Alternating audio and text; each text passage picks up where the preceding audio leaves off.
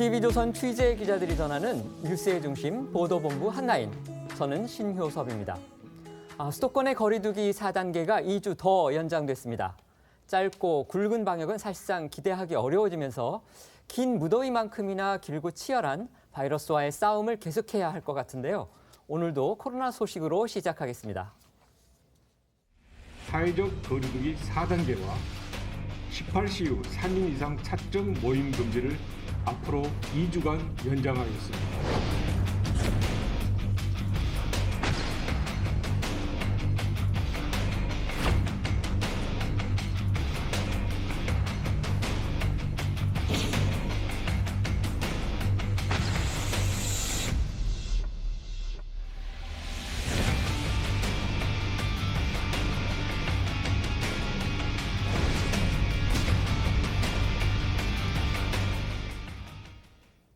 결국 거리두기 4단계가 연장이 됐군요. 네, 의료 전문가들은 물론이고 일반 시민들이 보더라도 이번 주말 종료될 예정이었던 수도권의 거리두기 4단계 조치 연장 불가피한 상황이었죠. 기존 1, 2, 3차 대유행보다 상황이 더 악화되면서 하루 확진자가 무려 1,800명대까지 불어나는 등 최다 기록 경신을 거듭하자 정부가 결국 4단계 연장을 결정한 겁니다. 따라서 대한민국 역사상 처음으로 저녁 일상 멈춤이라는 말까지 나왔었던 오후 6시 이후 3인 사적 모임 금지를 포함한 4단계 조치가 현행대로 2주간 더 유지되게 됩니다. 네, 수도권 거리두기 4단계로 격상된 지 2주 가까운 시간이 지났지만 아직까지 큰 효과를 발휘하고 있지 못하고 있는 상황인 만큼 4단계 2주 연장으로 4차 대유행에 제동을 걸 수 있을지 관심이 모아지고 있습니다. 어제 하루에도 코로나 신규 확진자 1,630명이 발생했습니다. 벌써 17일째 매일 1,000명 이상의 확진자가 나오고 있는데요. 단 한 번도 확진자 수가 1,100명 아래로 내려간 적 없습니다. 오늘 0시 기준 1,630명의 확진자가 발생한 게 이 최고치를 찍었던 어제 0시 기준 1,800명대에 비하면 확진자가 좀 줄었구나 이런 생각이 들 수도 있지만 면면을 따져보면 어제는 청해부대 집단 감염 인원 270명이 포함됐던 수치였고요.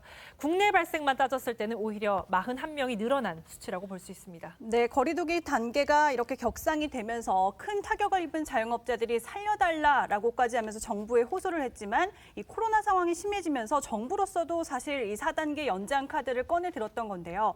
물론 전문가 일각에서는 4단계 연장이 지금 상황에서는 맞는 조치다라는 의견이 우세하지만 4단계 연장으로 좌절할 자영업자들과 시민들 꽤 많을 것 같습니다.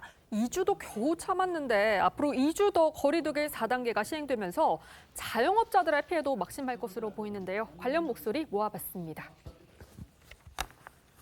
하루 살이라 느끼죠. 이건 팔이 목숨이죠. 이래라 저래라.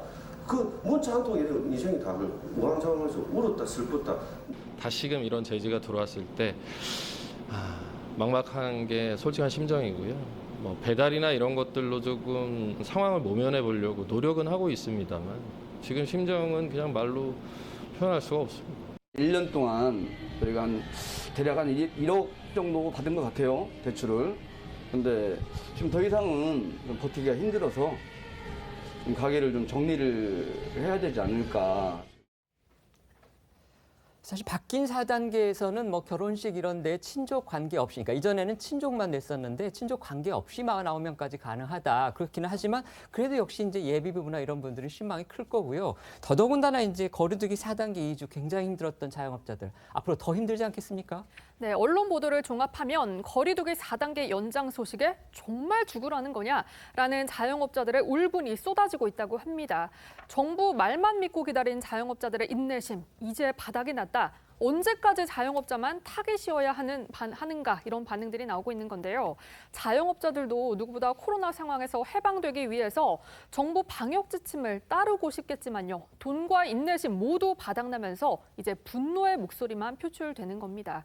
여기에 풍선 효과를 고려해서 수도권 4단계에 이어 전국적으로 거리두기 3단계 격상에 대한 가능성도 피어오르면서 휴가철 대목을 맞은 관광지 자영업자들도 역대 가장 우울한 7말 8초를 보낼 예정이라서 1년 장사 다 망치게 생겼는데 뭘 먹고 살아야 하느냐 이런 반응도 나오는 상황입니다.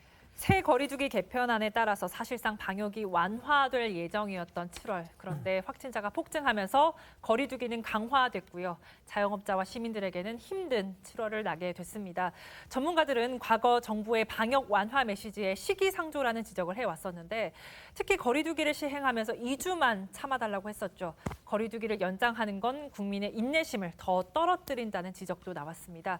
한 전문가도 정부가 처음부터 유행 상황, 거리두기가 필요한 기간 등에 대해서 솔직하게 밝혀야 하는데 매주 2주만 덜을 말하면서 국민을 희망 고문하고 있다고 지적한 바 있습니다. 수도권이 4단계로 격상되면서 문재인 대통령은 짧고 굵게를 강조했었죠. 그런데 지금은 짧고 굵게가 물 건너간 상황이니까 희망을 걸었던 시민들 입장에서도 실망할 수밖에 없을 것 같아요. 네, 맞습니다. 처음에는 짧고 굵게였는데 이제는 길고 굵게가 되어버렸죠. 이런 상황이 되면서 불만의 목소리도 커지고 있는데요.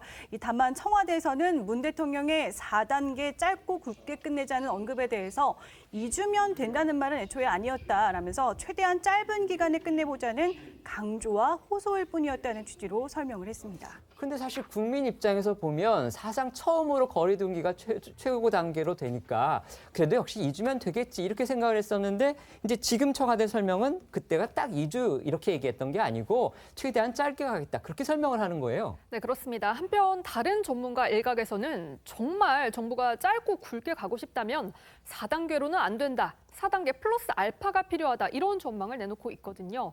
어쨌든 오후 6시 이전엔 4인까지, 이후엔 2인까지 모임이 가능한 것도 결국 낮에 모임이 집중되는 풍선 효과를 야기하는 거라는 거고요. 새 거리두기 4단계가 방역적으로는 예전 거리두기 2단계에서 2.5단계보다 못하다면서 정말 짧고 굵게 할 거였다면 진작에 더 강하게 나갔어야 한다라는 건데요.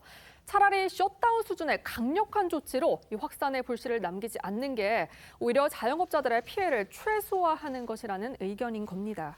네, 경제와 방역 두 마리 토끼를 모두 잡으려다가 오히려 둘 다 놓칠 수도 있다는 점 지금 정부로선 가장 고민스러운 부분일 것 같습니다.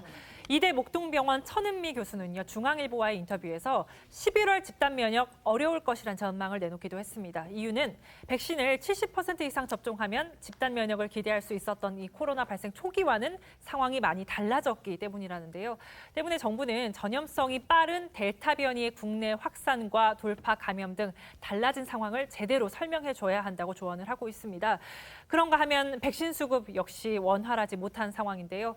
정부가 9월까지 국민의 70% 접종을 자신했지만 아직 접종률 30%대 초반을 기록하고 있고요. 또 50대 접종도 8월 말까지로 밀린 상황에서 20대 그리고 40대 국민들 난 대체 언제 백신을 맞을 수 있는 건지 마냥 기다리고만 있는 그런 상황입니다. 화면으로 만나보시죠.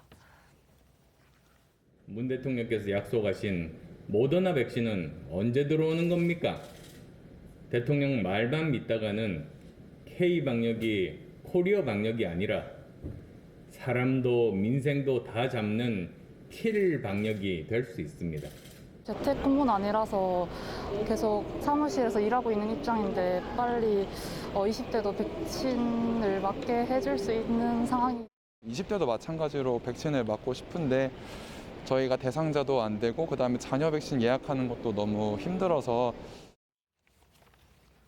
문재인 대통령이 짧고 굵게 얘기했을 때 사실 뭐 그렇게 될까 혹시 의심도 있었지만 대통령이 또 그렇게 얘기를 하니까 그러면 2주 안에 끝날 수도 있겠구나 이런 생각도 했었어요. 그런데 결국 이제 2주가 더 연장이 됐습니다. 그런데 또 이번 2주 연장 가지고 과연 또 되겠느냐. 왜 그러냐면 이게 지금 백신이 답이라고 하는데 지금 수급이 그렇게 원활하지가 않거든요. 네, 어떻게 보십니까? 지금 7월에 원래 그 1,000만 회분이 들어와야 되는데 600만 회분밖에 지금 안 들어와 있고요. 나머지 지금 일주일밖에 남지 않았는데도 불구하고 정부는 정확하게 얼만큼의 어디서 얼만큼의 지금 백신이 들어온다라는 것을 확실하게 이야기하지 못하는 상황이 됐어요. 네. 실질적으로 다음 주부터 55세 이상의 예약을 한 사람들이 다음 주 월요일부터 이제 백신을 맞는데요. 처음에 모더나 라고 하지 않았습니까? 그런데 저도 이제 해당이 됩니다. 다음 주 월요일 날 맞는데요. 모더나가 아닌 상황으로 예측은 되지만 본인들에게 아직 통보가 가지 않았어요. 아직 그러면 어떤 걸 맞는 건지 그렇죠. 모르시는 거예요? 그렇죠. 저도 네. 마찬가지고 많은 사람들이 아직도 모르고 있다는 거예요. 정부에서는 일부 수도권에서는 화이자를 마치고 일부에서는 뭐 모더나를 마치겠다. 하지만 어디에 어떻게 지금 어떤 백신 약이 가는지 아직도 밝히지 않고 있거든요. 이런 불안함들, 예측 불가능함이 국민들을 더 지금 불안하게 만들고 있다. 재난상에서의 커뮤니케이션은 딱 한 가지예요. 투명한 정보를 공유하고 정부의 신뢰도를 높이는 것. 그런데 지금 그것이 무너지고 있는 그런 조짐이 보인다는 거죠. 네, 한편 야권에서는 청해부대 사건과 관련해 청와대에 강한 비판을 쏟아내고 있습니다. 오늘 안철수 대표는요, 청와대를 향해서 왕짜증이 난다 이렇게 질타했습니다. 파병 장병 90% 확진이라는 사상 초유의 집단 감염 사태가 벌어졌음에도 이 청와대가 자화자찬을 한다는 비판이 불거지면서 그 여파가 이어지고 있는 건데요. 청와대와 오늘 야당의 목소리 들어보시죠. 그러니까 이 보고를 받으시자마자 그 참모회의에서 바로 정말 누구도 생각하지 못했던 지금 우리가 비행기 2대를 보내서 다 후송을 했지 않습니까? 네네. 그래서 그 공중급유 수송기를 급파하라라고 지시를 하셨고 상황에 따라서 정말 전원 안전하게 후송을 시킬 수 있는 대책을 빨리 시행하라라고 직접 지시하신 것도 문재인 대통령이신데 네. 국민소통수석 박수현이라는 사람은 도대체 이 사람이 제정신인지 모르겠습니다만은 누구도 생각하지 못했던 비행기 2대를 문재인 대통령께서 보내서 구성했다. 이게 무슨 이게 말이 되는 얘기겠습니까? 이게 공개적으로 이게 제정신인 사람입니까 이 사람이요? 이런 낯뜨거운 문비어천가 부르고 있습니다. 네, 청와대가 코로나 집단 감염으로 청해부대원이 조기 귀국한 것과 관련해 누구도 생각하지 못했던 문재인 대통령의 지시였다라고 하자 야권에서는 화나는 문비어천가라는 비판이 나왔습니다. 오늘 안철수 대표는요, 장병들 집단 감염에 반성하고 자숙해야 할 청와대가 귀국 수송기를 보낸 것을 마치 대단한 일이라도 한 것처럼 치켜올리고 자화자찬을 하니까 국민 분노 유발하기로 작정했냐 이렇게 강하게 비판을 했고요.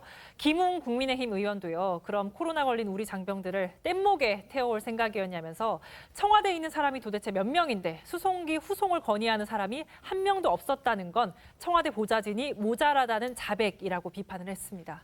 그러니까 청와대 자화자찬 논란이 불거지고 있는데 오늘 아침 이제 신문이나 또 방송 보도를 봐도 지금이 그럴 때는 아니다. 그런 논조가 사실 많았어요. 네, 한편 조선일보에 따르면 집단 감염으로 조기 귀국한 청해부대의 한 감염 장병은 국가가 우리를 버린 것 아니냐라는 분노 섞인 발언을 하기도 했습니다. 코로나가 퍼진 배안 상황은 지옥이었다면서 청해부대가 백신 접종에 제외된 데 국가에게 버림받은 기분을 느꼈다는 거고요. 이번 일로 직업 군인을 그만두려 한다는 심경까지 내비쳤는데요. 중앙일보가 전한 병사 인터뷰에서도요. 증상이 나타나면서 피가래가 나올 정도로 증세가 심해서 여기저기서 살려달라라는 사람이 속출하는 등 지옥이 따로 없었다라는 당시 상황이 전해지기도 했는데 관련 목소리 들어봅니다. 청해부대 소속 군인의 아버지께서 전화를 주셨습니다. 병사들의 열이 40도까지 오르는데도 코로나가 아니라며 타이레놀 2알씩 주면서 버티라고 했다며 울분을 토하셨습니다. 청해부대는 코로나 감옥이었습니다.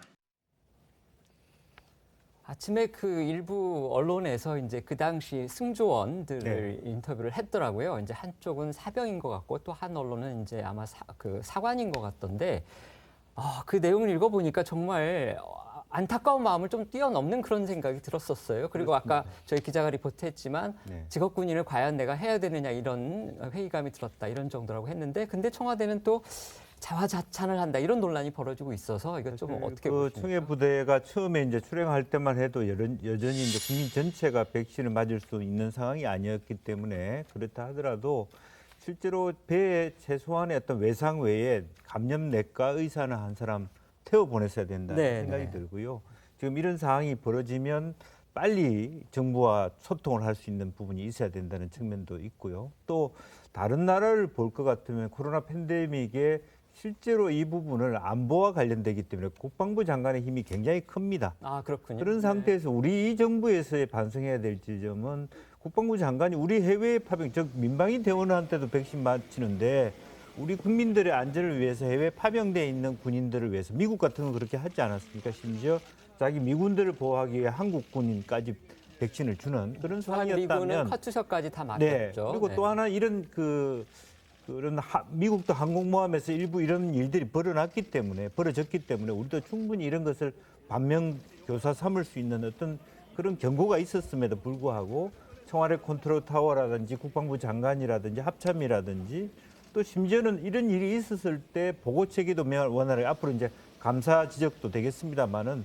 시시시키는 이런 아주 잘못된 어떤 관행들이 있어 왔다는 것이 정말로 이 배에 탄 그 병사들 또 어떤 직업 군인들로서의 자부심, 얼마나 국방을 지키겠다는 직업 군인들의 자부심이 큽니까? 이제 그런 부분에 대해서 큰 상처를 줬다는 측면에서 국방부는 물론이고 청와대나 어떤 모든 사람들이 한번 좀 반성해야 될 지점이 아닌가 그렇게 생각이 듭니다.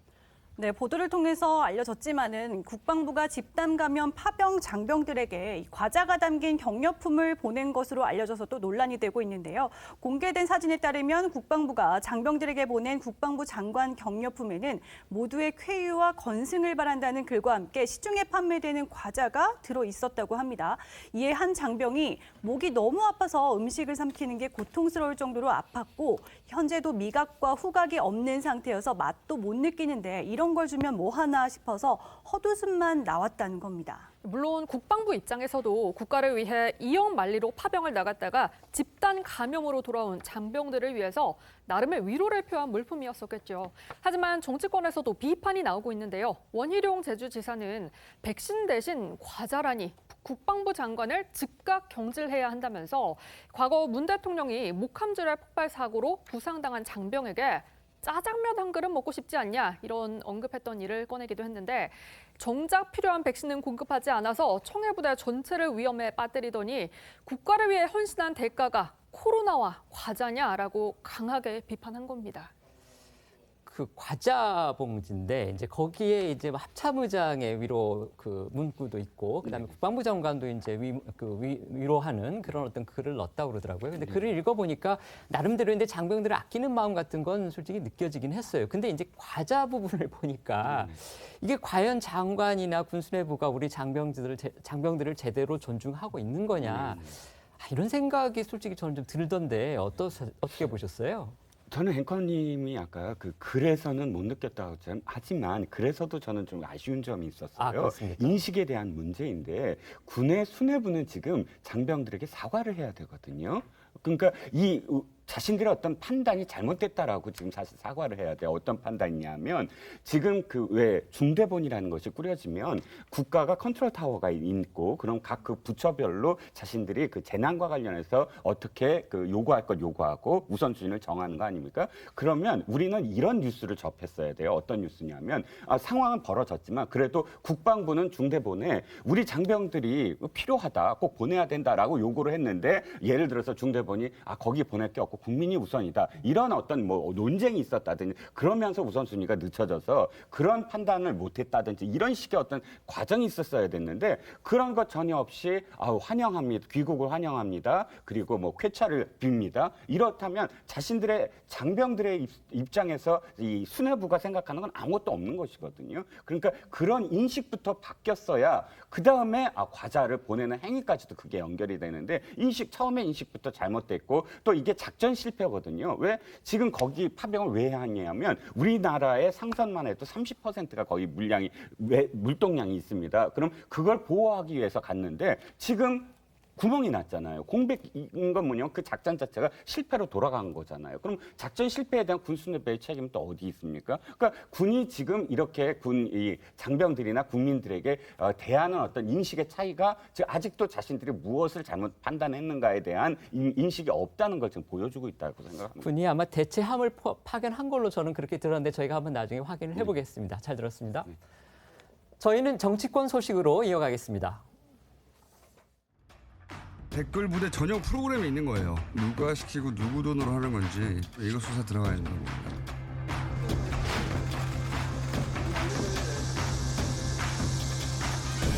준비된 듯한 댓글 조작단이 이를 확대 재생산하는 악의적인 프로세스도 진행되고 있습니다. 철저히 추적해 단호히 고발 조치하겠습니다.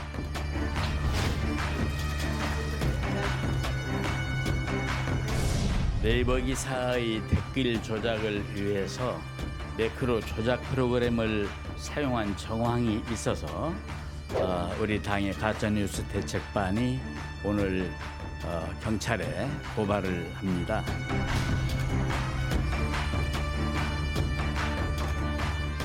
경찰은 댓글 공작팀의 주범과 수백 건의 문자를 주고받은 여권 인사가 문재인 대통령의 복심 김경수 의원이라고 확인을 했습니다.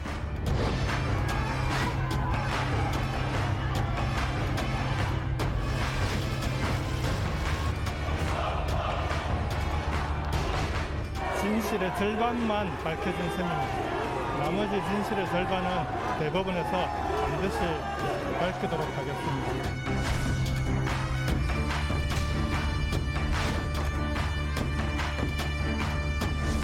추미애 후보를 좀 원망하지 않을 수 없네요. 드루킹을 고발해서 김경수 지사가 사퇴하게 됐지 않습니까?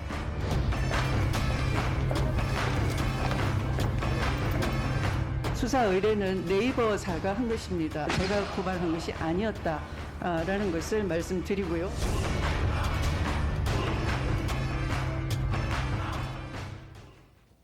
민주당 내에서 추미애 전 장관 책임론이 꺼지지를 않고 있네요. 네, 이런 가운데 김경수 전 지사는요, 부인과 함께 관사를 떠날 채비를 하는 것으로 전해졌습니다. 어제 경남지사 관사에서 김경수 전 지사 가족의 짐을 실은 것으로 보이는 차량이 빠져나오고 있는 모습 보고 계신데요. 이삿짐으로 추정되는 박스를 차량에 싣는 모습이 포착되기도 했습니다. 조선일보에 따르면 김경수 전 지사의 관사엔 김 전 지사 모친을 비롯한 가족이 찾아오기도 했다고 하고요. 김 전 지사 모친은 아들과 30여 분 정도 집안에서 대화를 나눈 뒤 관사를 떠났다고 합니다. 김경수 전 지사는 26일에 재수감된다고 하죠? 네, 그렇습니다. 대법원에서 징역 2년이 확정된 김 전 지사는 26일, 그러니까 다음 주 월요일 창원교도소에 재수감될 예정입니다. 김 전 지사 측은 어제 입장문을 통해 경남 도정의 안정을 위한 원활한 도정 인수인계의 필요성, 개인 신변 정리, 건강상의 이유 등 복합적 사유로 연기를 요청했다고 밝혔고요. 창원지방검찰청은 형 집행 대상자가 관련 예규에 의해 소명 자료를 첨부해서 출석 연기 요청을 했고 이를 허가했다 이렇게 말하지 않았습니까? 즉 검찰이 김 전 지사 측의 형 집행 연기 신청을 받아들여서 다음 주 월요일 오후 1시까지 창원교도소로 출석할 것을 통보한 겁니다. 네, 2017년 문재인 대선 캠프에서 대변인직을 수행했던 고민정 의원은요, 이 페이스북을 통해서 지사님에 대한 추억을 끄집어내려 하니 영영 떠나보내는 것 같아 그러고 싶지 않다. 슬퍼하려니 패자가 된 것 같아 이 역시 그러고 싶지 않다. 이렇게 글을 남겼습니다. 무슨 말을 해야 무릎이 툭 꺾여버리는 이 마음을 다스릴 수 있을까 이렇게 안타까움을 드러내면서 어제도 오늘도 먹기만 하면 체한다. 컴퓨터 커서는 눈앞에서 계속 깜빡이는데 글이 쓰여지질 않는다. 이렇게 적었습니다. 네, 또 어제도 잠깐 전해드렸습니다마는 친여 성향 온라인 커뮤니티를 중심으로 김경수는 죄가 없다 이런 해시태그 운동도 벌어지고 있죠. 김경수 전 지사의 무죄를 주장하는 글 가운데는 사법 적폐를 청산하지 못했기 때문에 김 전 지사가 유죄를 받았다는 주장도 상당수 눈에 띄었고요. 고민정 의원 역시 자신의 페이스북에 진실은 아무리 멀리 던져도 제자리에 돌아온다라는 해시태그를 남겼는데 이건 유죄 판결을 받은 뒤에 김경수 전 지사가 경남도청 앞에서 했던 얘기죠. 여기에 드루킹 댓글 조작 사건을 최초로 그 의혹을 제기했던 인물로 지목되는 방송인 김어준 씨가 김 전 지사의 징역 2년을 확정한 대법원 2부 주심에 실명을 거론하면서 웃기는 판결이다라고 지적하기도 했습니다. 들어보겠습니다. 이 사건에선 재판부가 거짓과 번복으로 점철된 드루킹 측 진술 그냥 다 믿어줍니다. 김경수 지사의 진술은 모두 다 배척하면서 국정농단 재판에서 세 마리 말은 뇌물이 아니라는 최순실의 말을 신뢰한 판사가 이번에는 드루킹의 말을 신뢰한 결과를 제가 바꿀 힘은 없습니다만 저는 개인적으로 김경수 지사의 진실을 전적으로 신뢰합니다. 네, 여권에 불리한 판결만 내렸던 그러니까 이념적으로 편향된 판사였다고 낙인을 찍은 셈인데요. 해당 대법관의 판단을 문제 삼은 김어준 씨의 논리에 허점이 있다는 얘기도 나옵니다. 사실 뭐 3심에 앞서서 1, 2심도 일관되게 김 전 지사의 컴퓨터 등 장애 업무 방해 혐의를 유죄로 인정했었거든요. 네, 맞습니다. 특히 이 3심은 사실관계 판단보다는 원심의 법리 해석과 적용이 맞는지를 주로 살피는 법률심의 원칙인데 일각에서는 김어준 씨의 이 주장을 놓고 자책골로 인한 무리한 좌표찍기라는 지적도 나오기도 했습니다. 조혜진, 김은혜 국민의힘 의원 그리고 민주당 전재수 의원의 얘기까지 이어서 들어보겠습니다. 재판관을 누가 임명했습니까? 누가 추천했습니까? 문재인 대통령이 세운 김명수 대법원장이 추천했고 문재인 대통령이 임명했습니다. 그런 대법관을 놓고서 이제 와서 판결이 자기들 마음에 안 든다고 해서 그렇게 매도하는 거는 진짜 법치주의, 그 사법부 독립, 상권 분립 이거는 완전히 무시하고 이건 내 편이냐 내 아니냐 그 기준 가지고 모든 세상의 잣대를 이렇게 대고 그 판단하는 그런 정말 이 전체주의적인 발상이라고 생각합니다. 네 분의 이 대법관 다 김명수 대법원장 시절에 임명되신 분들이 이게 문제가 있었으면 전원 합의체 가자고 했겠죠. 아직까지도 보고 싶은 것만 보고 싶어하는 이 사안을 이렇게 나라 자체를 뒤엎는 식으로 몰고 가지 않으셨으면 좋겠습니다. 손바닥으로 하늘을 가릴 수는 없죠. 개별 사건을 판단한 법원과 또는 판사 개인에 대한 공격은 저는 좀 조심해야 된다라는 판단입니다. 그 부분은 이제 좀 조심해야 될 것 같고요. 우리가 이제 상권 분립이라는 이제 굳건한 기반 위에서 대한민국이 존재하고 대한민국이 운영이 되고 있고요. 그런 측면에서 대법원 판단은 분명히 존중한다라는 말씀을 분명하게 드립니다. 여기에 범여권으로 분류되는 시대전환 조정훈 의원도 나섰습니다. 특히 어제도 오늘도 먹기만 하면 체한다면서 김경수 전 지사를 옹호한 고민정 의원을 비판했는데요. 조정훈 의원 오늘 페이스북에 범죄자를 두둔하지 말라라고 직격탄을 날렸습니다. 공인인 국회의원이 대법원의 판결에 대해서 이렇게 말해도 되느냐, 이렇게 범죄자를 두둔해도 되느냐, 이겁니다. 조정훈 의원은 유죄를 받은 사실관계에 대해선 1심부터 대법원까지 일관되게 그 사실을 인정했다면서 그동안 김 지사는 거짓말을 하고 있었던 거고 지지자들은 그 거짓의 현실 세계 속에 살고 있는 것이다. 그리고 고민정 의원은 무릎이 툭 꺾여버리는 이 마음 같은 감성 가득한 언어로 범죄자인 김 지사를 두둔하고 있다. 이렇게 지적을 했습니다. 이번 드루킹 사건을 발화시켰다는 그런 평가를 받고 있는 김어준 씨는 대법원 주심의 실명까지 거론하면서 판결을 비판하고 나섰고요. 또 고민정 의원은 어제도 오늘도 먹기만 하면 체한다. 이렇게 심경을 밝혔는데 이런 여권 인사들의 어떤 옹호 내지는 동정하는 분위기 국민이 어떻게 받아들일까요? 네, 일단 김어준 씨가 또다시 증오의 정치를 지금 부추기고 있다. 판사들의 이름을 적시함으로써 결과적으로는 친문 지지자들이나 혹은 김경수 지사를 지지하는 사람들이 지금 온라인 커뮤니티에서 지금 판사들, 대법관들의 이 정보를 털고 비난을 하고 있습니다. 마치 법이 만들어지기 전 단계에서는 모든 구성원들이 돌을 하나씩 들고 마녀 사냥을 했거든요. 자, 이 사람한테 죄가 있으면 돌을 던져라. 그러면 우르르 몰려와서 돌을 던지고. 근데 법이라는 체계가 만들어진 이후부터는 그 법이 결정하는 것을 모두 다 공유하는 사회. 그게 근데 법 체계 아니겠습니까? 근데 지금 김어준 씨는 그걸 다시 돌리는 거예요. 법이 어떤 결정을 내리더라도 자신들이 지키고 싶은 어떤 상황이 있다 그러면 모두 다 비난의 돌을 들어라라는 그런 어떤 상황이 되고 있고요. 저는 김명수 대법원장이 이제야말로 지금 나설 때입니다. 대법원이 지금 결정한 사실에 대해서 정치권이 그러니까 사법부의 삼권 분립을 지금 이렇게 훼손하려고 할 때 그리고 또 그 소속돼 있는 법관들을 이렇게 이 정보들을 털고 비난할 때 대법원장이 나서서 이런 어떤 상황을 이제는 그렇게 하지 않아야 된다라고 목소리를 한번 내줘야만 사실 상권 분립의 어떤 상황도 지키고 대법원은 그러니까 법 체계를 지키는데 김명수 대법원장은 역시 아직도 숨어 있다면 이 사태는 진정될 수가 없겠죠. 네. 이번 사건은 방송인 김어준 씨가 의혹을 처음 제기했고요. 그리고 이후 당시 추미애 민주당 대표가 공론화를 했는데요. 결과적으로는 이 친문 적자로 불리는 김경수 전 지사에게 치명상을 입히는 결과를 낳았습니다. 김어준, 추미애 두 사람의 과거 발언들 모아봤습니다. 이게 전부 다 댓글 부대가 쓴 댓글이에요. 댓글을 달 때 위에서 지시를 받아서 댓글 부대 전용 프로그램이 있는 거예요. 개발자가 따로 있는 게 확실해요. 이거 누가 시키고 누구 돈으로 하는 건지 수사 들어가야 된다고 봅니다.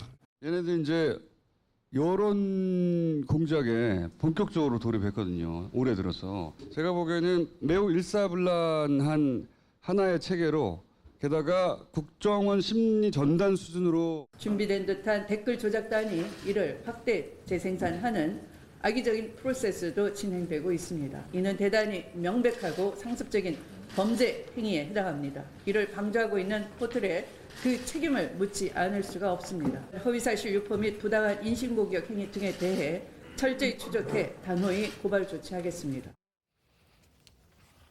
네, 민주당 대권주자로도 뛰고 있는 추미애 전 장관을 향해서 역시 대권주자인 김두관 의원이 연일 맹공을 퍼붓고 있는 상황입니다. 김두관 의원은요, 추미애 후보를 원망하지 않을 수 없다면서 노무현 탄핵, 윤석열 산파, 김경수 사퇴 이렇게 3번 자살골을 터뜨린 자살골 해트트릭 선수라고 비판을 했고요.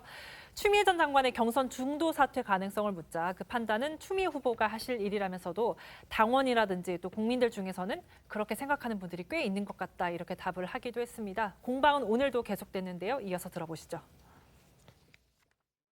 추미애 후보를 좀 원망하지 않을 수 없네요. 드루킹을 고발해서 김경수 지사가 사퇴하게 됐지 않습니까? 예. 누가 그러더라고요. 노무현 탄핵, 윤석열 산파, 김경수 사퇴 이렇게 3번 자살골을 터뜨린 자살골 헤더트릭 선수라고. 가짜뉴스 대책단의 보고를 받으니 정말 그 매크로 방법의 댓글이 올라오고 있다는 것이 확인이 됐습니다. 그 후에 네이버사가 자체 그 수사 의뢰를 한 것이죠. 당에서 가짜뉴스 대책단에서 한 일이었고요. 당시 대표가 저라는 것뿐입니다. 네. 당 대표의 추인 없이 경찰에 고발한다는 게 상식적으로 말이 안 되고요. 정무적인 판단이 매우 미흡했다고 생각이 들고요. 윤석열 전 총장의 징계도 당연히 그 당시에 파면이나 해임으로 갈 줄 알았는데 정직 2개월을 의결을 했거든요. 네. 그러니까 법원에서 정직 2개월 할 거면 왜 하냐. 이래가 사단이 난 거죠. 김경수 지사 판결 관련해서 뭐 일부 주자들께서 지도부 판단이 좀 아쉽다는 말씀도 하셨고 또 요즘에 네거티브 공방에서 있으면서 탄핵 관련해서도 논란들이 좀 있잖아요. 그거에 대해서 한번 말씀해 주실 수 있을까요? 그게 오늘은 제가 제 1호 공약 사실은 네거티브 공방하니까 여러분들이 대통령 후보가 나라의 비전을 가지고 서로 경쟁을 하는 것이 바람직하다 하셨잖아요. 그래서 제가 될수록 이 공약을 발표를 한 것이니까 그 질문은 다른 기회에 따로 좀 주시면 좋겠습니다. 네. 민주당 안에서 추 전 장관의 책임론을 두고서 이제 그게 좀 엇갈립니다. 일부에서는 추 전 장관 책임론 제기는 온당치 못하다 이렇게 얘기를 하는데 김두관 의원은 오늘까지도 추 전 장관의 정무적 판단까지도 거론을 했습니다. 이게 추 전 장관 본인의 어떤 경선 결과 아니면 또 전체 어떤 경선 판도 영향을 좀 미칠까요? 글쎄요, 이제 우선 뭐 영향을 미치려면 추 전 장관이 유력한 대통령 후보라고 하는 인식들이 공유돼야 되는데 거기까지는 미치지 못하는 것 같습니다. 따라서 기본적으로 그런 부분에 대한 뭐 이해 공방은 있을 수 있지만 그 자체로 큰 어떤 임팩트가 있다고 보기는 어렵고 냉정하게 생각하면 이것은 김경수 지사가 잘못된 행동을 해서 죄를 받은 것이고요.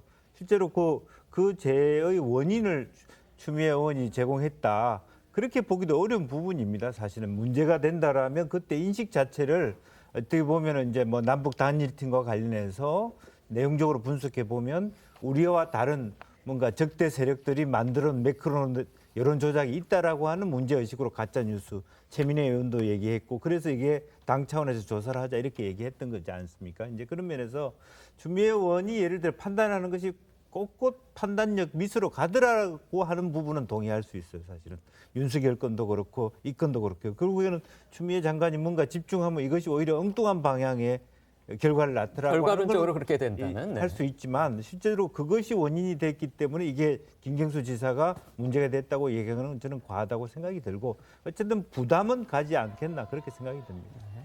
네, 야권에서는 문재인 대통령과 이 민주당의 책임을 물으면서 정권의 정통성을 거론하고 있고요. 특히 제1야당인 국민의힘보다 이 안철수 대표가 속해 있는 국민의당에서 더 격앙된 반응이 읽히는데 아무래도 이 그때 대선 당시 안철수 대표가 후보였기 때문에 이 안철수, 문재인 양강구도를 깨뜨리고 이 중요 승부처마다 판세를 뒤엎는데 댓글 조작이 결정적인 역할을 했다 이런 주장을 했습니다. 즉 댓글 조작이 없었다면 승부를 누구도 예측할 수 없었던 상황이었다라는 건데 오늘까지 이어진 야권의 목소리 들어보겠습니다. 지난 대선 당시 드루킹 일당은 선거운동이 절정이던 3월 말과 4월 초 안철수 후보의 지지율이 40%에 육박하며 선거 돌풍을 일으키자 악의적으로 MB 아바타 안철수 프레임을 형성해 여론몰이를 했고 이로 인해 안철수 후보의 지지세가 꺾이고 있습니다. 4월 11일부터 보면은요. 안철수 그 당시 후보 같은 경우에는 37% 정도 그때 갤럽 조사를 보면 그리고 문재인 대통령 후보가 한 40% 거의 턱 밑까지 추격했다라고 나와 있죠. 그러면 그때 한참 집중됐던 드루킹의 작업을 보면 안초딩, 갑철수 우리가 익숙한 말들에 대한 조롱 어조가 집중됩니다. 네. 그러면서 급격하게 여론이 반전되면서 지지율도 추락을 하죠. 그러니까 이런 부분에 대한 저는 선거 과정을 오염시켰다고 생각을 해요. 지금 그래픽을 보고 계신데요. 2017년 5월 9일이 대선 날짜였어요. 그런데 그 선거가 한 달도 채 안 남은 시점에서 보면 두 사람, 그러니까 즉 문재인 당시 후보, 그다음에 안철수 당시 후보의 지지율이 상당히 박빙이었다. 이런 지금 결과가 있거든요. 물론 이거는 뭐 이미 다 공개된 자료입니다. 그렇다면 과연 김은혜 의원 말처럼 드루킹이 대선 결과에 영향을 미쳤을까요? 어떻게 보십니까? 그런데 일단 데이터상으로 일단 봐야 될 것 같아요. 그 데이터가 뭘 지금 가리키고 있냐면 당시에 드루킹 일당이 조작한 그런 댓글이 총 72,834건이에요. 네. 그런데 그 전과 달라진 점이 뭐냐면 그 중에서 약 한 80%가 넘는 즉 65,299건 거의 90% 가까이 되네요. 이 90% 가까운 댓글이 모두 다 안철수를 공격하는 당시 안철수 후보를 공격하는데 집중이 됐다는 거죠. 우리가 보통 이런 것을 총공이라고 하는데 총공격, 총공이 집결됐다는 건 그만큼 아까 보셨던 어떤 그런 격차 3% 포인트밖에 차이가 안 나는 그것을 비상상황으로 여기고 이 댓글도 그쪽으로 집중된 게 아니냐. 우리가 가정이지만 사실상 이렇게 했다는 건 그만큼 대선에 영향을 끼치려고 한 행위가 아니냐라고 우리가 추정할 수 있지 않겠습니까? 지금 그 위원님이 말씀하신 아까 그 숫자는 국민의당이 김 전 지사 1심 판결문의 범죄 일람표를 분석한 결과 네네. 그걸 지금 말씀해 주신 겁니다. 네, 그렇습니다. 네. 그것 때문에 사실은 국민들은 이걸 잘 모르고 있었는데 네. 그때 4월 23일 TV토론에서 갑작스럽게 안철수 후보가 내가 MB의 아바타입니까? 근데 국민들은 그게 무슨 말인지 몰랐지만 사실 안철수 후보 진영에서는 굉장히 억울했던 게 여론의 흐름이 갑작스럽게 반전이 되면서 자신을 비난하는 그런 댓글이 많아졌다. 이것을 인지하고 있었다는 증거겠죠. 네, 말씀하신 것처럼 국민의당이 김경수 전 지사 1심 판결문의 범죄 일람표를 분석한 결과 2017년 4월 한 달간만 757만여 건이 넘는 추천수 클릭 조작이 이뤄졌고 드루킹 일당이 조작한 댓글 7만여 건 중 6만 5천여 건, 그러니까 약 89%가 안철수 후보 공격에 집중됐다고 하죠. 이런 상황이 이어졌기 때문에 안 후보가 4월 23일 대선 TV토론회에서 문 후보에게 제가 MB 아바타입니까? 이렇게 물었다는 게 국민의당 측 설명입니다. 들어보시죠. 제가 MB 아바타입니까? 어떻게 생각하십니까? 한간에 그런 말도 있죠. 지금 문 후보님 생각을 묻습니다. 제가 MB 아바타입니까? 그게 제 생각입니다. 그렇습니까? 예, 그러면 저는 지금 방금 말한 안철수 후보가 말하는 그런 이야기를 제 입으로 올린 적이 한 번도 없습니다. 지금 자꾸 떠도는 이야기를 가지고 질문을 하니까 제가 달리 답할 방법이 없습니다. 민주당에서 저를 MB 아바타라고 그렇게 소문을 유포를 시키고 있는데 그걸 좀 막아줬으면 좋겠다. 그렇게 부탁도 드린 적이 있는데 그때부터 시작됐습니다. 그리고 지금도 이제 퍼뜨려지고 있습니다. 어차피 금메달을 딸 올림픽 유력 후보라면 스포츠 도핑을 해도 상관없다는 주장 아닙니까? 너무 허접한 논리여서 아이들이 들을까 두렵습니다. 최대의 범죄 수익 집단인 대통령이나 민주당의 태도는 문제가 더 심각합니다. 범죄를 두둔하는 여당의 태도를 보면서 이들이 민주주의와 정의 그리고 진실과 얼마나 거리가 먼 집단인지를 다시 한번 확인하게 됩니다. 그러니까 지금 야권에서는 이게 이제 뭐 법원 판결문에서도 나왔듯이 드루킹의 댓글 조작이 상당히 어떤 그때 당시 대선의 여론의 흐름에 영향을 미쳤다. 따라서 그거에 어떤 이익을 본 사람은 문재인 대통령이다. 그러므로 문재인 대통령이 사과를 해야 된다. 논리적으로 이제 그런 주장을 펴고 있고, 근데 민주당은 무슨 소리냐? 문재인 대통령이 무슨 득을 받느냐? 어차피 이길 선거였고, 그 다음에 이제 뭐 박근혜 정부 탄생 당시에 그 국정원의 댓글 조작, 그거는 이제 국가 공기관이 개입을 했기 때문에 지금 있던 개인의 일탈 이거하고는 완전히 차원이 다르다. 이렇게 지금 방어를 하고 있거든요. 네. 어떻습니까? 대통령의 사과?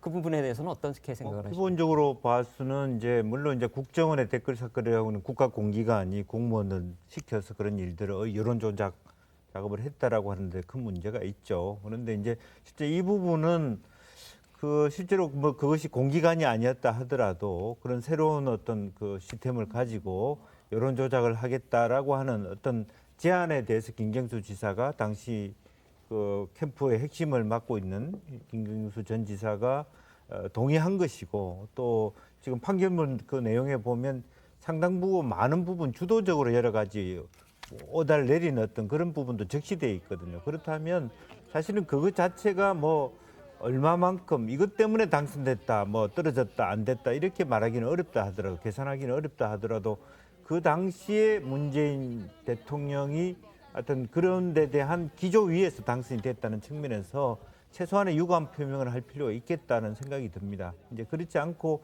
전혀 나하고 이건 모르는 일이다라고 하는 것만이 그것이 방책인가 그런 생각도 들어요. 네. 대선 전국이 본격화되면서 계속 여론조사 결과들이 발표가 되고 있는데요. 어제 발표된 차기 대선 후보 가상 양자 대결 결과 보여드리겠습니다. 엠브레인 퍼블릭 등 4개 여론조사 기관이 발표한 내용인데요. 이재명, 윤석열 가상 양자 대결에서 이재명 지사 46%의 지지를 받으면서 윤석열 전 총장을 오차범위 밖에서 13%포인트 앞섰습니다. 이낙연 전 대표와 윤석열 전 총장 대결에서도요. 42% 대 34%로 이낙연 전 대표가 오차 범위 밖에서 앞서는 것으로 나타났습니다. 여야 대선 후보를 아우른 차기 대선 후보 적합도 조사에서는요. 이재명 지사 27%, 윤석열 전 총장은 19%, 이낙연 전 대표 14% 순이었습니다. 가상 양자 대결에서 여당 후보인 이재명 지사와 이낙연 전 대표가 모두 야권 유력 대선 주자인 윤석열 전 총장을 오차 범위 밖에서 앞섰는데요.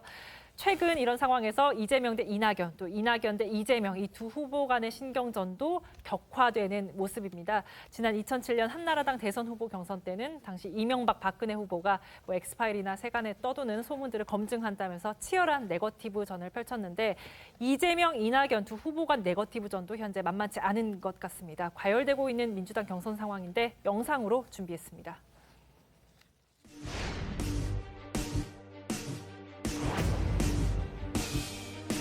도대체 이낙연 후보가 탄핵에 찬성했습니까? 반대했습니까? 분명한 입장이 없어요. 탄핵 프레임을 세우려는 부당한 네거티브다. 이낙연 후보께서 TV 뉴스에서 반대표를 던졌다고 명백히 밝혔습니다.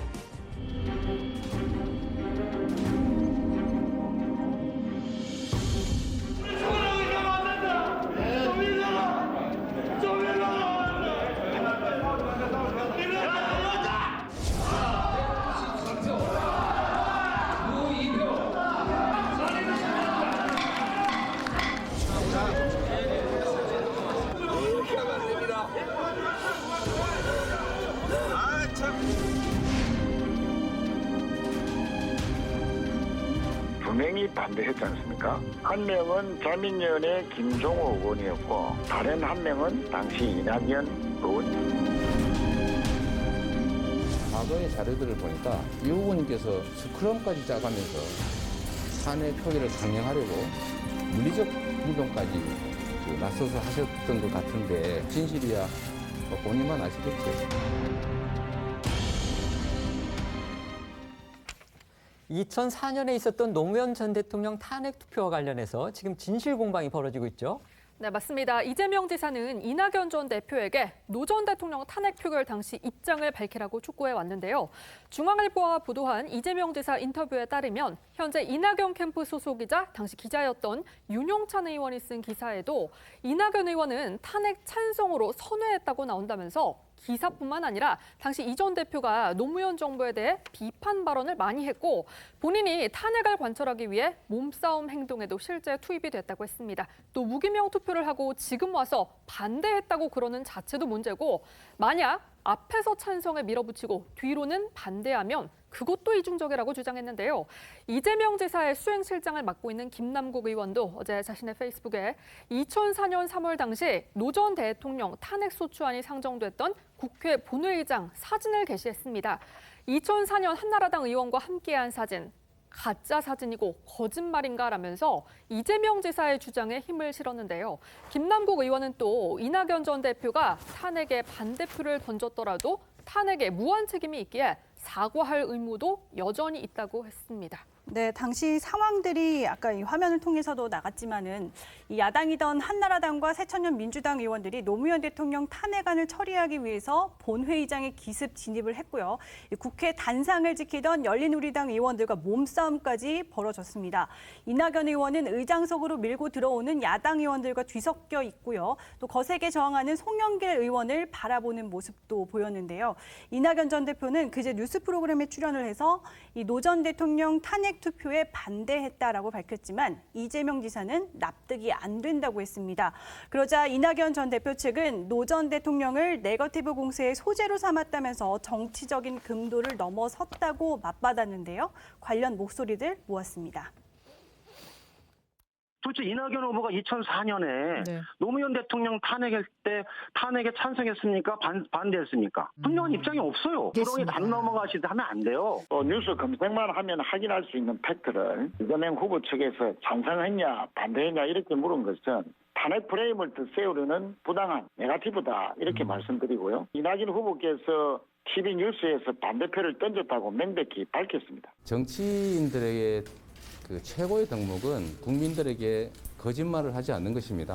과거의 자료들을 보니까 이 후보님께서 스크럼까지 짜가면서 탄핵 표결을 강행하려고 물리적 행동까지 나서서 하셨던 것 같은데 사진에 그렇게 나오더군요. 그런데 탄핵 표결에는 반대했다, 반대표 던졌다고 하니까 제가 좀 납득이 좀 안 됩니다. 그러나 진실이야 본인만 아시겠죠. 근데 좀 투명하지 않고 좀 뭔가 안개 낀 것 같은 느낌이 들긴 합니다. 이재명 후보 캠프는 지지율에서 상당히 이기고 있을 때는 원팀을 강조하다가 이낙연 후보의 지지율이 급상승하자 노무현 대통령님까지 거론하면서 네거티브로 돌변한 것은 국민들 눈에 대단히 나쁘게 비춰질 것입니다. 정치적 검도를 넘어선 것으로 매우 유감스럽다 이렇게 말씀드립니다. 이낙연 전 대표는 탄핵에 반대표를 던졌다고 하는데 이재명 지사는 그건 납득할 수 없다, 이해하기 힘들다 이렇게 얘기를 하고 있어요. 그런데 2004년 당시에는 그러니까 반대표를 던진 그 당시 의원이 누구였는지 이게 밝혀졌었습니까? 당시 국회 본회의 무기명 표결에 참여한 의원은 195명이었는데요. 이 중 탄핵에 반대한 의원은 단 2명이었습니다. 당시에도 반대한 2명이 누구냐며 궁금증이 쏟아졌는데 이 표결이 무기명 비밀투표로 이루어져서 공식적인 확인은 불가능합니다. 당시 일부 언론은 이낙연 전 대표와 김종호 당시 자민련 의원이 반대표를 던졌다고 보도를 했는데 당시 김종호 의원은 언론에 탄핵 명분이 없다 이렇게 반대투표 사실을 인정했지만 탄핵에 당론으로 찬성했던 새천년 민주당 소속이었던 이낙연 전 대표는 그 투표를 어떻게 했는지 함구했습니다. 한 측근이 노 전 대통령과 관계를 고려해서 반대표를 던진 것으로 안다 이렇게 언론에 밝히면서 이낙연 전 대표가 반대표의 주인이 아니냐 이렇게 전해지고는 있는데 이낙연 캠프 상황 본부장인 최인호 의원의 발언도 저희가 준비했는데 들어보시죠. 네, 당시 가결 정족수가 181명인데 195명이 투표에 참여했고 2명이 반대했지 않습니까? 한 명은 자민련의 김종호 의원이었고 다른 한 명은 당시 이낙연 의원이었습니다. 탄핵 당시에 강주 전남 기자들을 이낙연 의원이 만난 자리에서 우리가 뽑은 대통령을 우리가 탄핵할 수는 없다 이렇게 말씀하신 건 분명합니다. 당시 탄핵 정국에 대한 솔직하고 안타까운 신경을 분명히 밝힌 것이죠. 네, 이낙연 캠프 수석 대변인인 오영훈 의원도 어제 이재명 캠프는 하루 종일 전방위적으로 객관적인 사실에 대한 본질은 외면한 채 꼬투리를 잡아 이낙연 후보를 비난하고 있다면서 민주당의 적통인 이 후보를 흔들기 위해 동분서주하는 모습은 딱하기 그지없다라고 비판했습니다. 또 이 후보의 탄핵 표결을 놓고 이재명 캠프가 자신들의 입맛에 맞게 자의적으로 해석한 글과 사진 등으로 국민의 눈과 귀를 현혹시키려는 시도를 하고 있다면서 노무현 정신을 계승한 문재인 대통령이 초대 총리로 이낙연을 선택했다. 이 이상의 설명이 필요한가라고 물었습니다. 네, 이 이낙연 캠프 선대위원장인 설훈 의원도 자신의 페이스북에 고인이 된 노 전 대통령까지 끌어들여서 이 사실을 왜곡하면서 공격하는 것은 치졸하다 못해서 비열한 행동이라며 내가 분명히 알고 있다. 이 전 대표는 당시 노 전 대통령 탄핵에 반대했다고 했습니다. 그러자 또 이재명 캠프에서 공동특보단장을 맡고 있는 더불어민주당 정성호 의원이 나서서 글을 올렸는데요. 끝까지 거짓과 위선으로 나간다면 모든 것을 잃게 된다고 이낙연 전 대표를 겨냥을 했고요. 그리고 무능을 네거티브와 거짓으로 가리려는 건 손바닥으로 해를 가리려는 것이다 라면서 반대 표결을 했다는 이낙연 전 대표를 에둘러서 겨냥하려는 의도도 보였습니다. 네, 이 탄핵 공방에 다른 경선 후보들도 가세하고 있습니다. 김두관 의원은요, 뉴스원과의 인터뷰에서 이낙연 전 대표가 노 전 대통령 탄핵 표결 시 반대표를 던졌다고 밝힌 데 대해서 일국의 총리까지 지냈고 또 당대표까지 지냈는데 본인이 그렇다고 하면 믿어줘야 할 것 같다 이렇게 말을 하면서도 합리적 의심은 간다 이렇게 밝혔는데요. 또 자신의 기억에 이낙연 전 대표는 온실 속 화초 같다면서 개혁 자체에 미진한 후보에게 친문들이 몰려가진 않을 것이라고 본다 이렇게 말했습니다. 정세균 전 총리는 오늘 오전 라디오 인터뷰를 통해서 자신은 마지막까지 노 전 대통령을 지키려 했던 사람이라면서 다른 정당이었던 새천년 민주당 사정은 자세히 모른다고 밝혔는데요. 관련 발언들 좀 더 들어보시죠. 근데 어찌 본다면 후보님도 증인 중에 한 분이시잖아요. 이때 당시에. 제가 마지막까지 노무현 대통령을 지키기 위해서 탄핵을 막기 위해서 의장석을 지킨 사람이죠. 우리 당 쪽은 제가 잘 알죠. 그렇지만 이제 우리 당과 다른 정당, 그 당시 잔류민주당이라고 하죠. 그쪽 사정은 저는 자세히 모릅니다. 그때는 그래서 이제 아마 그쪽 사정은 그 당에 계셨던 분들이 잘 아실 거라고 봅니다. 다시 말해서 무기명 투표였잖아요. 그러면 원래 인사에 관한 것은 무기명 비밀 투표죠. 그러니까 지금 객관적으로 확인할 수 있는 방법이 있나요? 객관적으로 이제 객관적으로 확인이 쉽지 않겠지만은 이제 그럴 때는 뭐 차선책이 동원된다든지 할 수 있겠죠. 위원님, 이게 이제 아까 그 리포트에도 나왔지만 무기명 투표란 말이에요. 그렇죠. 그래서 이제 누가 사실 반대인지 찬성을 했는지 알 수도 없고, 그렇죠. 그리고 물론 이제 2004년 일이기 때문에 굉장히 오래된 일이고, 그런데 왜 이게 탄핵에 찬성을 했느냐, 아니면 반대를 했느냐, 이게 이렇게 큰 문제가 되는 겁니까? 바로 그 친문들이 아직도 어디에 자기가 지지를 하겠다라고 의사를 밝히지 않는 친문 의원들이 많기 때문입니다. 대표적으로 윤건영 의원 아직 중립을 지금 택하고 있고요. 사실상 지금 김경수 지사의 만약에 무죄 추정으로 되돌려졌다 그런다면 김경수 지사를 비롯해서 많은 친문들이 우리가 누구를 지지하겠다라고 선언할 가능성도 굉장히 많았거든요. 그런데 지금 이렇게 결과가 나오고 보니까 어쨌든 이 움직이지 아니한 친문들의 표를 누가 더 많이 확보하느냐, 이게 지금 혈안이 돼 있는 어떤 상황입니다. 그래서 이재명 지사 측에서는 이낙연 후보 쪽으로 친문들의 지지가 몰리는 것을 차단하는 가장 좋은 방법은 바로 적토공성, 그러니까 친노와 친문의 정통성은 누구한테 있느냐, 또는 친노에 대해서 어떤 자세를 취했느냐, 바로 이 점을 공격을 함으로써 친문의 지지표를 차단하면서 그것을 좀 더 분산하고 자신 쪽으로 이렇게 가져가려는 그런 생각이고, 대표적으로 사실 정세균 후보를 보면 좀 알 수가 있어요. 정세균 후보가 어떤 의미에서는 또 이낙연 후보하고 좀 경쟁이면서도 서로 연대 가능성이 있잖아요. 그런데 정세균 후보의 발언 보면 이 점에 있어서는 또 이낙연 대표하고 확 거리를 두거든요. 그만큼 아직 친문의 어떤 지지를 누가 갖고 가느냐가 가능성이 누구한테도 있다라고 지금 바라보고 있습니다. 그러니까 결국 이낙연 전 대표의 지지세가 상승이 되면서 약간 이강 구도처럼 될 것 같으니까 그리고 거기서 이제 신경전이 더 가열되는 원인이 되는 그걸 그렇게 보시는 거군요. 그렇죠. 지지율이 올라가는 가장 큰 이유가 친문들이 움직이고 있다라는 그런 보도들이 많이 나와요. 그래서 그걸 끊어내려고 한다. 그거를 끊는 것이 다른 후보들의 지금 어떤 전략일 수밖에 없죠. 알겠습니다. 네, 이낙연 전 대표 측도 반격에 나섰습니다. 이낙연 캠프 선대위원장인 설훈 의원은 페이스북을 통해 이재명 지사의 형수에 대한 욕설을 들어보셨냐라고 물으면서 도를 한참 넘은 욕설을 듣고도 지도자의 품격과 자질을 갖췄다고 믿는 것인가? 국민들께서 이것을 이해하실 수 있겠나라고 질타했는데요. 이재명 지사의 형수 욕설 논란은 이번이 처음이 아니죠. 재선에 나섰던 2014년 지방선거 때와 2017년 대선 경선, 2018년 지방선거 경기지사 경선 당시에도 꾸준히 논란이 됐습니다. 하지만 이재명 지사가 형수에게 욕설하는 음성이 담긴 영상은 법원 명령으로 비공개 처리돼 인터넷상에서는 볼 수 없게 됐는데요. 이재명 지사의 형수인 박인복 씨가 2018년 기자회견을 통해 욕설 파일을 직접 읽었던 화면 보겠습니다. 읽으면서도 떨리지만은 읽어드릴게요. 전화가 온 거예요. 제가 여보세요 그랬죠. 그랬더니 조사받고 가냐 이 됐던 말이 그거예요. 그래서 제가 전화를 끊었어요. 그랬더니 또 전화를 했어요. 왜 전화하시냐고 그랬더니 조사받고 가냐 이 나쁜 그러면 제가 지금 형수한테 뭐 하는 소리입니까? 아이고 형수님 아니 위아래도 없는 거예요 거기는. 아이고 말도 안 되는 소리 왜 맨날 지어대더니 아니 소설을 쓰시네요 맨날 같은 어이구 이거를 공개해라. 이게 7월 15일 날 조사받고 가는 16일 날 한 전화통화 내역입니다. 네, 이재명 지사는 자신을 둘러싼 논란에 대해서 적극적으로 반박을 하고 있습니다. 어제 진보 성향의 한 유튜브 채널에 출연을 해서 이재명 지사가 지난 2018년 경기도지사 선거 과정에서 부인인 김혜경 씨가 해경군 김 씨 트위터 계정 주인이라는 의혹이 제기됐던 것에 대해서 조폭도 가족은 안 건드린다는 얘기가 있지 않냐라면서 말 같지 않은 소리라고 일축을 했고요. 그러면서 인생에서 가장 잘한 일이 아내와 결혼한 거라고 말했는데요. 관련 발언 들어보겠습니다.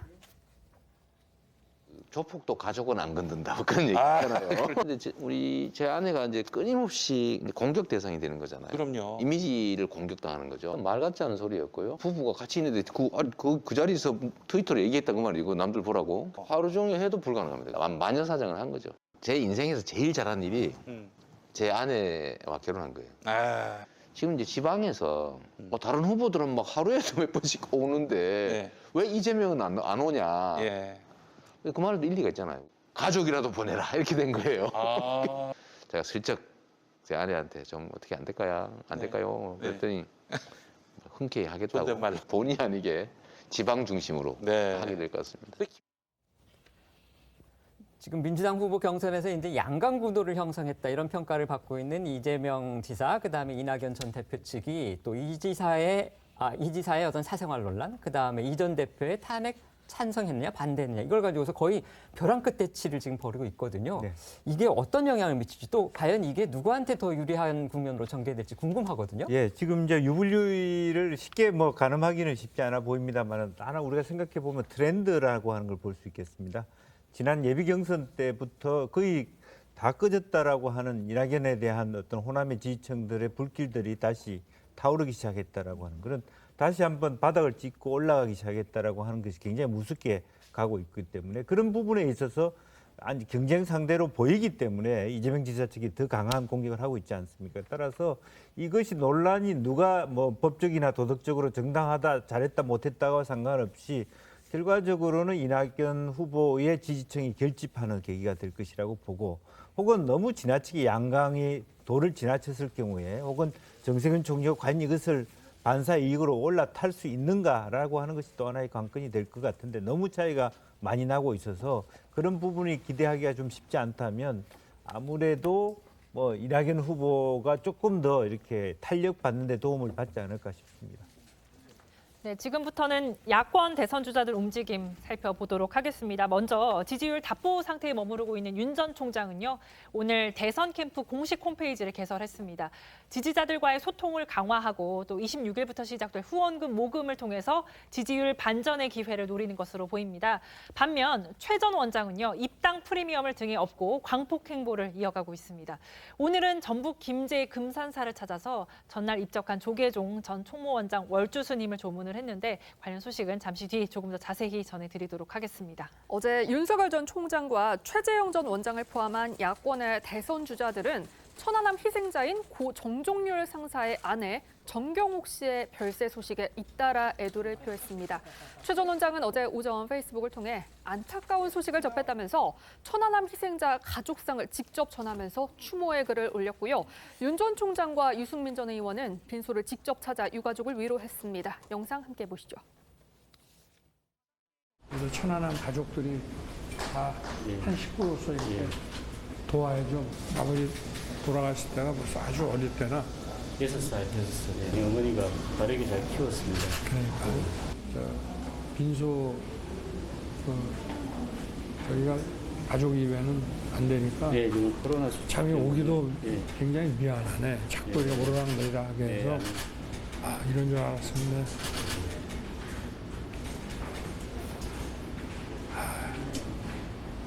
이 아저씨가 잊어먹지 않을게. 응?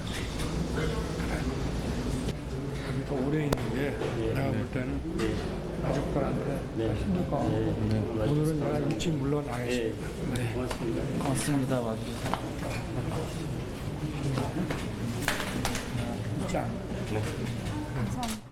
많은 국민들께서 이 아들이 우리 모두의 아들이라고 생각을 해주시고 잘 이렇게 커 나갈 수 있도록 많은 사랑과 관심을 보여주시기를 부탁을 드립니다. 천안함 폭침 희생자의 부인이 암투병 끝에 별세를 했는데 남겨진 게 외아들이고 고등학교 1학년밖에 안 됐어요. 네, 그렇습니다. 6살 때 이 아버지를 떠나보내고 11년 만에 어머니까지 잃게 돼서 안타까움을 더하고 있는데요.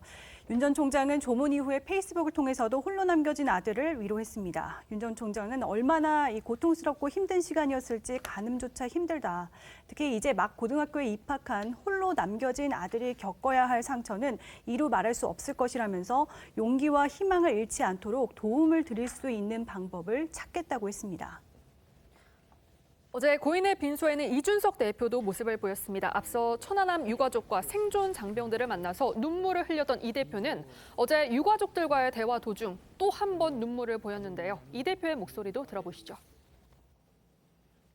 저희가 지금까지 보탬이 되려고 노력했으나 미진한 부분이 많아서 제가 지난번에 또 함장님께도 더 저희가 노력하겠다는 말씀을 드렸고 또 지금까지 저희가 또 실질적인 도움을 드리지 못했던 것에 대해서 많이 반성하겠다는 말씀을 드렸습니다. 여기 있는 사람들이 마음을 모아서 돕는 거는 부끄러워하지만 꼭 받아야 되는 도움이다. 왜냐하면 그만큼 우리가 그 아버님한테 빚을 졌기 때문에 돕고 있다는 거니 이거는 언제든지 말씀하십시오.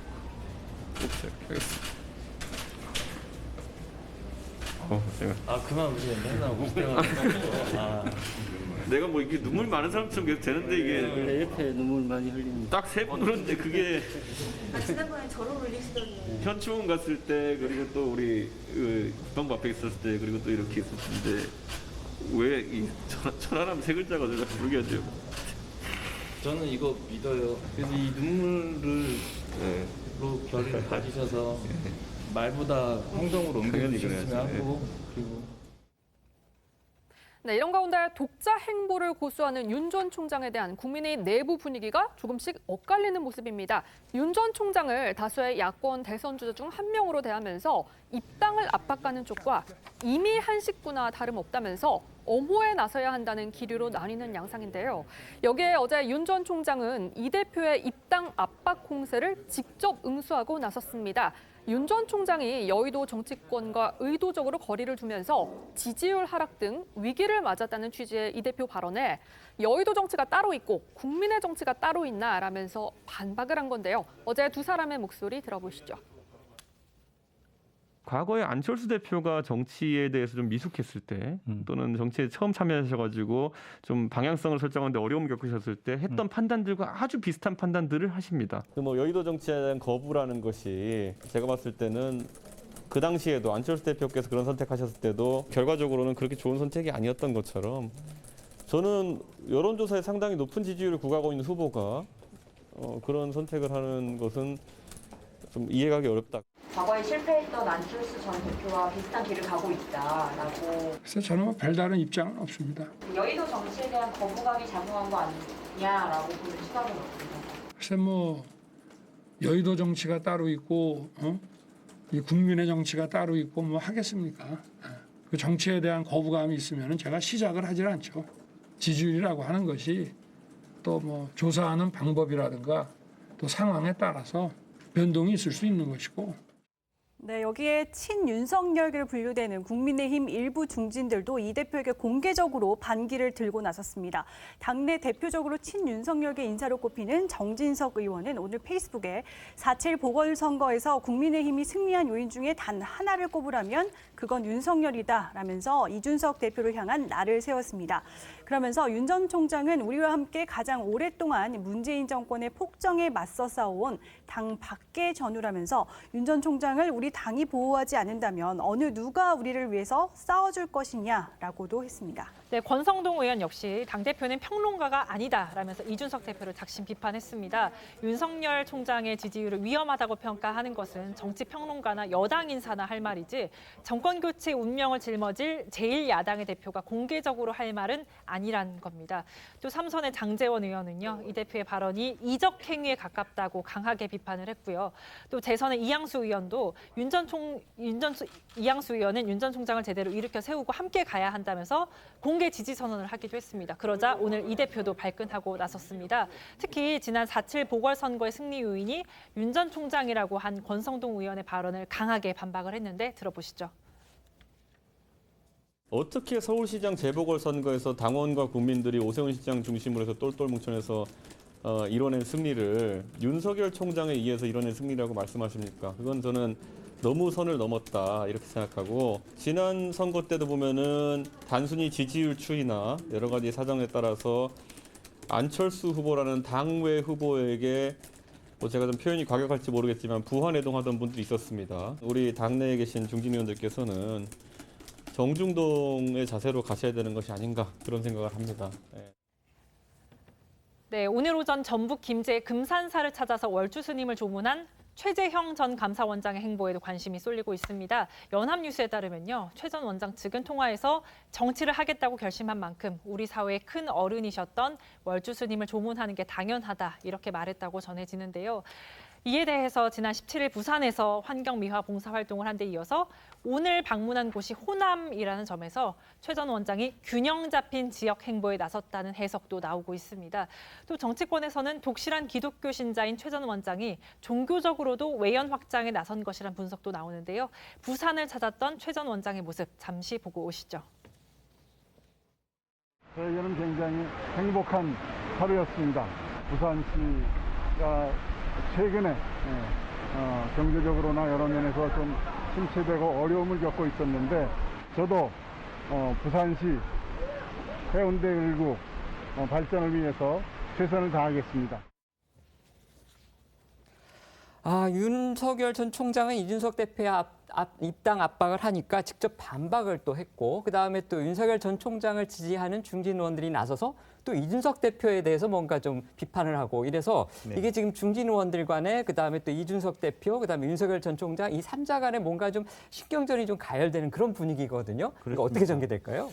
실질적으로 보면 이준석 리더십이 흔들릴 수가 있어요. 이 과정을 잘못하면요. 그리고 실제로 보면은 윤석열 전 총장은 자기 나름대로의 소신과 고집이 있는 것 같아요. 누가 뭐라 해도 나는 밖에서 있겠다. 좀 더 광폭의 중도 확장 또 탈진보까지를 모아가는 내 행보를 하겠다라고 하는 부분이고, 큰 틀에서 저는 이준석 대표가 좀 과한 표현을 했다고 봐요. 한 번 표현에 두 사람의 대권 후보들 모두 다 깠잖아요.